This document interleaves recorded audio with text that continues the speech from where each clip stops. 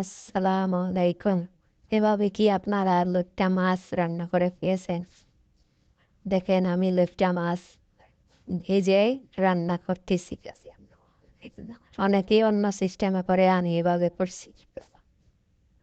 এটা অনেক ভালো লাগে, খাইতেও ভালো লাগে।